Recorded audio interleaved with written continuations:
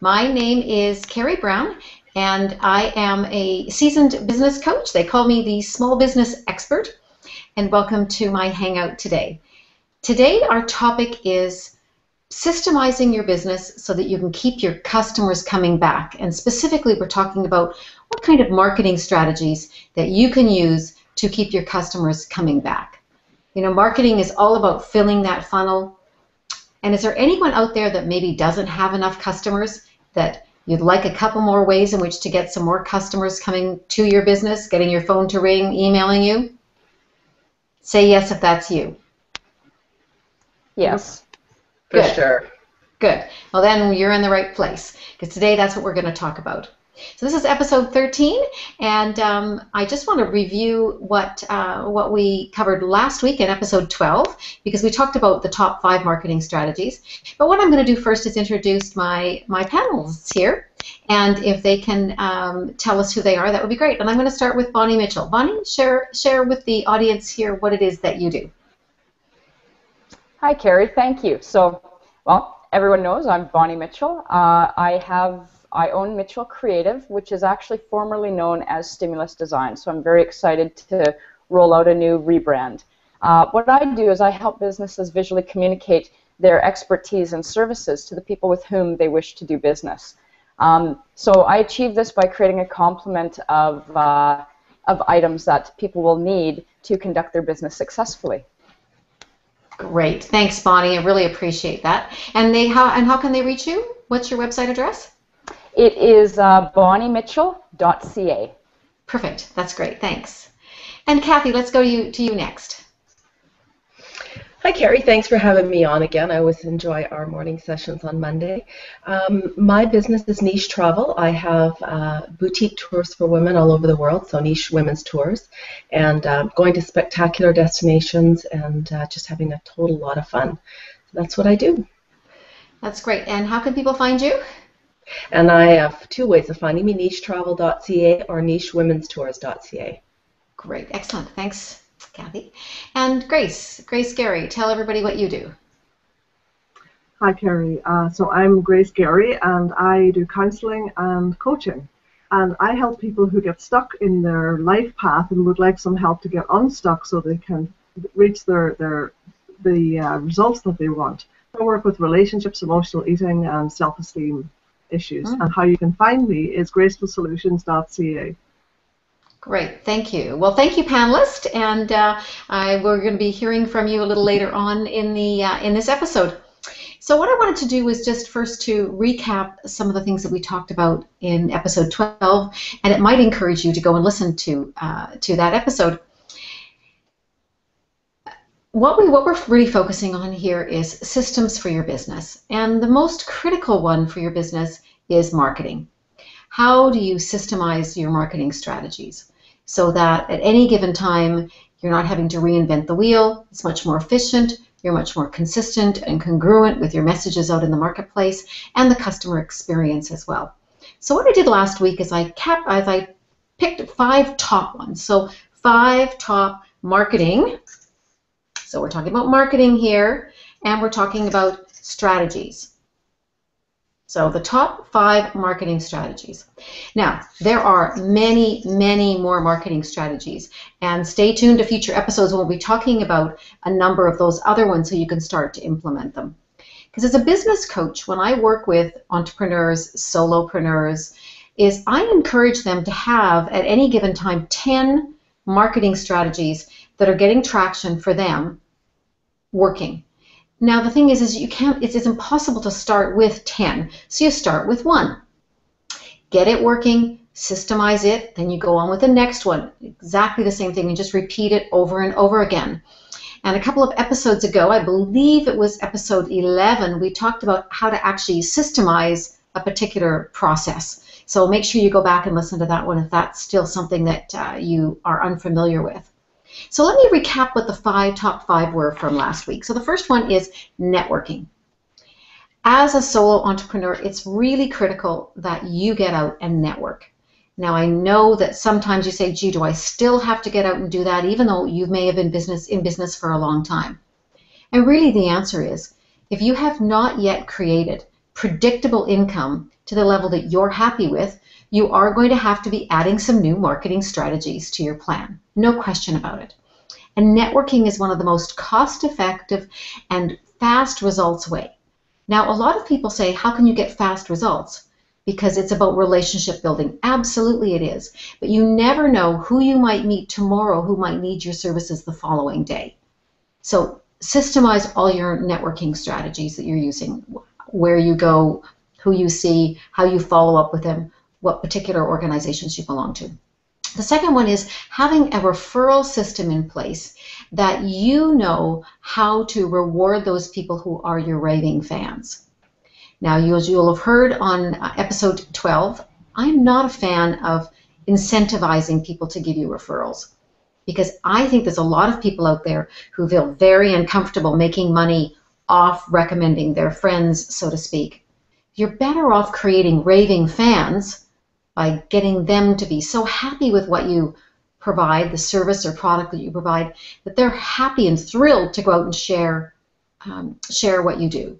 In fact, I know all my panelists, if I were to ask them individually, they would say exactly the same thing, is that when they refer someone, it's because they've had a great experience themselves. And that's about creating raving fans. And then reward them once they have been. And reward them whatever's commensurate with what your product or service is, and in a way that's maybe unique, maybe that stands out from the crowd. So they might even be talking about that. Wow, I referred so-and-so, and look at what I got, and I wasn't expecting anything at all. That creates a raving fan. So you have to systemize that, so you know exactly how to track that, know who are your best referrers, know what you've given them last time, all of that. So have that put in place. The number 3 one is today social media. And I'm hoping that the most of you listening or watching this today have at least embraced some social media strategies, because it's another networking marketing strategy. And again, it needs to be systemized. What day you're going to go onto which social network, how often, creating a calendar, all of those things have to be in place. Then sponsorships is another really good way, especially if you're new in business, to get your name out. However, what I really want you to do is create some priorities and some criteria by which you know which ones you will participate in. Because if not, you'll get lots of people calling you and asking you to sponsor certain things, and you're inconsistent, you're not tracking the results, and you may not know which ones get actually the best potential client for you. So you have to put a system in place to track all of your sponsorships. So I recommend you do sponsorships and then put a system in place to track it. And the last one is keeping connected with your audience through newsletters or blogs. Those are really critical things, so that, again, you have a calendar in place that you've systemized, you know what your content is going to be, you find relevant topics that are out there that fit certain times of year, and you've got that all put as a system in place. So those were the top 5 marketing strategies that we talked about in episode 12. So today what we're going to do is we're going to talk about the top 5 strategies to keep your customers coming back over and over again, because those have to be systemized as well. So your first one, drum roll, is under promise and over deliver. Now what does that mean? That means with whatever claim you make in the marketplace as part of your marketing messages, make sure that you're under promising what you're going to give them and you're over delivering. I mean, how many of you have had an experience where someone has promised a great experience and in fact it's less than that for you? You're not going to get them coming back or giving you referrals if that happens. So you have to make sure you've got systems in place that what you tell people they're going to get that and more. Whatever that more is, you have to figure that out, and that has to be a system that you put in place. The next one, so number 2, is contact them. You must have contact with them every 90 days. So that's 4 times a year. So how are you going to do that? Well, that could be through a newsletter. It could be through the actual mail. It could be through telephone calls. But here's what happens. I bet you that you get busy working in your business and 90 days will pass and you will have not picked up the phone and called that client or sent out a newsletter or been consistent with that. And so you have to be in touch with your past customers. This isn't just prospective customers, but have some way of being in touch with past customers so they feel special. Number 3, you have to be consistent with your delivery of service and the service that you provide. Consistency is really important so that every single time they experience working with you, they get a consistent experience. And that's going to keep them coming back over and over and over again. So you have to have systems in place for that. And once I've gone through this list, I'm going to ask my panelists if they've got some questions, because there may be some specific items here that they might want to have some coaching on today. So number 4 is possibly creating a VIP group. You can identify who are your raving fans, who are your best customers. So why wouldn't you put them as far into a group called your VIP group or something like that? Because they're ones who've experienced you, they're ones who are your raving fans, and they will feel special if they're put and become part of this group. Maybe if you have a new product launch or a new product or a service, you can give them the material before anyone else. There's lots of ways to create this VIP group. So I highly recommend that you do that. Number 5 is, and this is sometimes tricky, is take some time to define what is your customer's magic moment. When's that moment when they experience your product or service that they know that what you've told them they're going to get, you have delivered, and they have an experience that's kind of like the wow factor.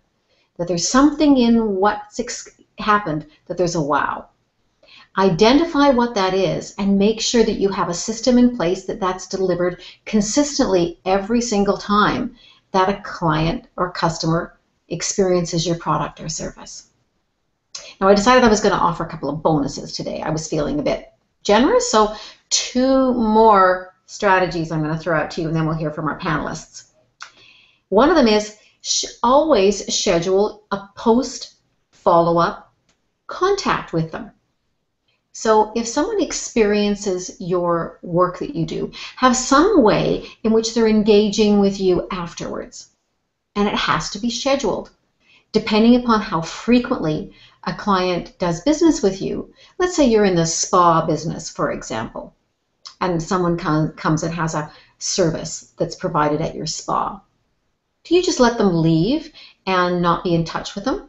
What about a follow-up call or follow-up email, or a handwritten note that might say, thank you so much for using my services. I hope that, and I trust that everything exceeded your expectations. I don't know about you, but those kinds of things make a huge difference. I'm going to tell you a story in a moment about that. And then the last one, so the bonus 7 top strategy I'm going to give you right now, is make sure that you're booking the next appointment with them. And it may not be that you have a next service you're going to provide for them, but book the next engagement that you're going to have with them. So it could be a next information night for something like Kathy, for an example, for hers. It could be, Bonnie, for you to schedule a next time to do a review of where their website is, a review of where the materials that you've created for them are. Grace, for you, would be simpler for you just to make sure that always the next couple of sessions are booked. Because that's going to keep them consistent, it's going to keep them top of mind, and it's going to help you in terms of the number of clients that you have. So I'm going to share with you my quick story about post follow-up, and then I'm going to throw it out to my panel to challenge me with some questions that they might have. My husband and I were in Hawaii many, many years ago. We were just newlyweds, and we went to Hawaii for a vacation. And we didn't have a lot of money at the time, and we saved up our money to go and have one really nice dinner. So we went to the Hyatt Regency in Waikiki and went to a restaurant called Bagwell's 2424. And we didn't even know when we booked it actually, sorry, we did know when we booked it that it had been featured in Gourmet magazine. And that's why we picked it. So we got dressed up in the best that we could, and we had an amazing meal. A couple of things they did, just a little marketing strategy, was that these were the days when people still smoked in restaurants. Is when we arrived and sat at our booth that we were at, something caught my husband's eye on the table, and he looked at it and he picked it up, and it was a book of matches that were sort of turned so you could see them, and there was something embossed on it, and it had his name embossed on the matches. Now, wow, was that a magic moment? Absolutely. So we had a great meal. The service was impeccable. You know, we spent as much as we could, you know, based on our budget. We weren't by any means the most extravagant people in that restaurant. And the next day, the phone rang in our condominium, which was surprising because we hadn't given out our phone number other than to the restaurant to confirm our reservation. And they were following up with us to ask us about our dinner, ask us about how our experience was. Now, I'm telling you this story 25 or more years later, and I haven't checked to see if Bagwell's 2424 is there, but I know it was there for a long time. But imagine having people talking about you that many years later because of a wow experience you had, because they wowed us and they followed up with us. So I want to open up and ask my panelists if they've got some questions. So what I'm going to do is I'll have Bonnie. How about if you go first? Hi, I actually do have a question, and it's to do with, I understand about the systemizing your procedure and the wow factor for clients and that. And my question is there a time that you might ever break your procedure in order to give that above and beyond service to a client? Well, here's my response to that is that I think that procedures should have in it the ability to wow a client every single time. And so I don't want to assume what you're speaking about, but maybe I'll give you some ideas. So for an example, if you have the way in which you work through with a specific client every single time and a procedure that you've put in place. But let's say this particular client, there's something that maybe that their understanding or their expectation of what you delivered maybe wasn't quite as the same. So now you have somebody that you want to make happy. Well, what I always say is it doesn't matter what good product and service you provide when people are happy. It's really how you handle things when they're not. So that's a situation where you would break maybe a protocol or a rule about how you would do things, because now what you're going to do is you're going to go after handling it in a way that you're going to actually wow them even more in that situation. So Bonnie, I assumed that some assumptions when I gave you that piece of input there, but tell me a little bit more about what you mean, just to make sure I've covered that off so that our listeners could actually maybe apply this for their business. Well, I do have some procedures in place where once a job is started, it's to be completed within so many days or else the job gets closed. And I had this one particular client who ran into a few issues that were not work-related, and she had to put her job on hold. So I actually made that exception, and instead of closing the job, I put it on hold for her, which is not something I normally do. So it was that sort of situation where I thought it might be a good idea to treat this one a little differently due to the circumstances. Absolutely, and in fact, I always say that whenever you create your procedures and your kind of protocols of how you do things, that's how you do things most of time. And then what you have is you actually, as part of your system, establish what your exceptions to the rules are. So what that means is that exceptions don't become the rule, but what you do is you've identified, okay, in a situation where a client has extraordinary circumstances, something comes up that there's a deadline that's given that you're expecting something to come back from them, but they haven't got it back, or if there's a review that they've got to do if they're not able to and they communicate with you, then absolutely you do that. And that's your exceptions to the rule that you put in. And that's actually a really good piece of having a system in place, because then you're not having to say, okay, well, what do I do with this? Okay, here's how I handle exceptions. Does this meet that exception? Did that answer your question? That does, Kerry. Thank you very much. Great, good. Good. Kathy, I'm going to come over to you now. Well, one of the things that I was thinking about is when you're talking about the sponsorship systems and tracking of that, and I guess I could use some more examples of what you actually mean. How would you go about tracking your sponsorship systems? Great question. As a business coach, and I think most of you who are solo entrepreneurs, there are always opportunities for you to be able to get exposure for your business by sponsoring certain events. And it can become quite costly for you to do that if those sponsorships really don't turn into any kind of marketing strategy for you or getting a new client or customer.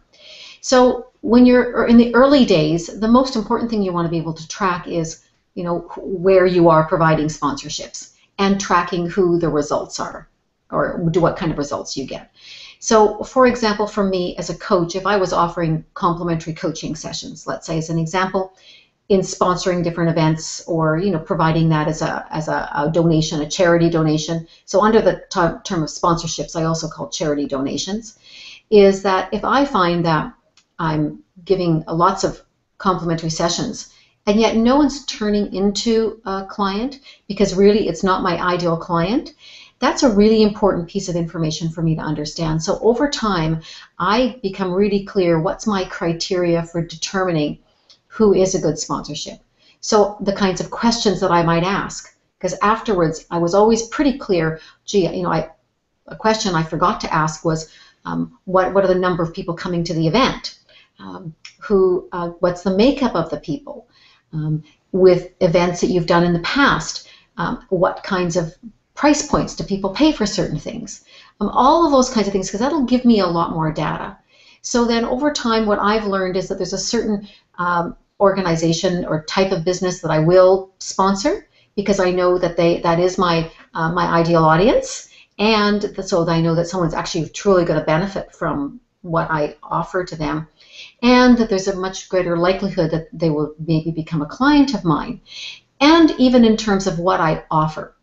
So currently, now my decision is I don't give complimentary sessions. I actually have a package of information and some things that have the client or this new person learn a lot more about where their business is, and I've learned that was much more valuable for them. So kind of an assessment tool, and then they have a session with me to debrief on that, and that really was a much better way for me to turn that person into a client. So Kathy, did that answer your question, or is there something more in that maybe some more information I could get from you that would help me answer that question better for you? I think you answered my question. I think the takeaway I get from that would be that I would create a document actually that would say specifically these are the questions I need to ask, before I sponsor. So is that what you're saying? Absolutely, okay. and have a spreadsheet, a simple, whether it's a table or use an Excel spreadsheet to track them. So you know that if you sponsored this event and this event and this event, what it is you gave, or what was the donation, and what was the results of that. So then you start learning and being able to discern what are much better opportunities for you. That's great. Thanks. You're welcome. Good. Grace, your question for me. Well, I liked the idea of it under promising and over-performing, and that idea of surprising the client. And an example where I was wowed is I bought a piano at a local shop here, Tom Lee's, and the following day, before the piano arrived, there was a knock at the door, and when I opened it, there was a gift of flowers. I thought, wow, what's this? And it was from the salesperson from Tom Lee's, but it was before my piano even came, so of course that wowed me. Yes. And when you talked about the magic moment with the client, one of the things I've tried recently when someone has had a big aha and feels like the session was really helpful is I ask them at that point, would they be willing to write me a testimonial? Because when they're feeling great about the service, it's also a good time to ask, for a testimonial while they're feeling great before they've forgotten the benefits. And I like your idea of systematizing things, because I know I'm a little haphazard in this, but to follow up with clients asking, I find that often, even just to check in with my past clients, how are they doing? If they're doing fine, that's great, but often that brings people back because they think, oh yeah, she's good, or whatever. So I like systematizing it to remember to do that. Great. Yes. Good. Excellent. Because these are the things that are really important to put in place. And again, I've only talked about a few of these strategies. Now, one of the key things here, of course, is that you're going to have time management strategies in place to make sure these get done. Because if you're so busy in the work of your business every single day, and you haven't put time in place in your business in order to be able to put these strategies in place to actually systemize them, they'll sound like great ideas and they won't ever get done.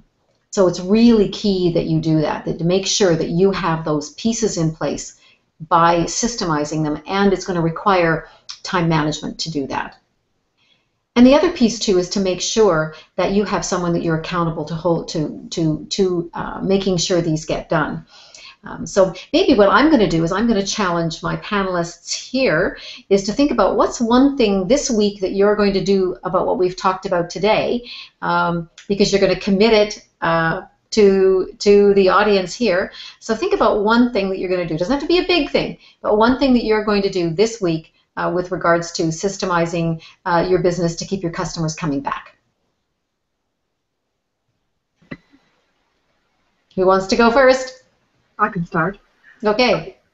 I think what I'd like to do is to decide which day of the month I'm going to work on my newsletter and send it out and figure out my list of topics to write about and identify when I'm going to work on them. Great, excellent. And that's going to be consistent then. People know they're going to count on receiving it from you.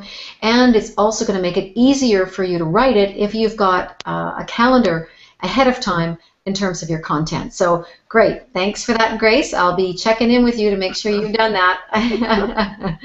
Who wants to go next? I'd be happy to go next. I think for me, one of the things that I really would like to work on is my post-purchase follow-up. And I don't necessarily mean a post-tour, but just when they've actually made that first initial deposit on their tour and they're excited. I think that's an area that I could really come up with something unique to keep them excited about. Maybe it's a year down the road. So I think that would be a good thing for me to work on. Yes, a great idea, Kathy, because in the moment when people make that first deposit, they are really excited.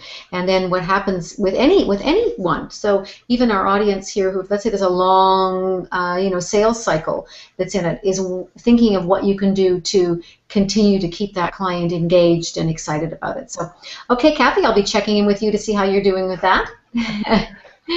And Bonnie, how about you?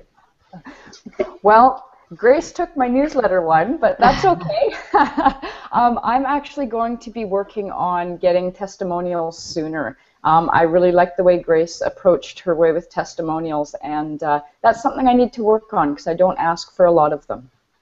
Great, excellent, good. So I'll be checking in to see how you're doing with that and asking for those from your clients.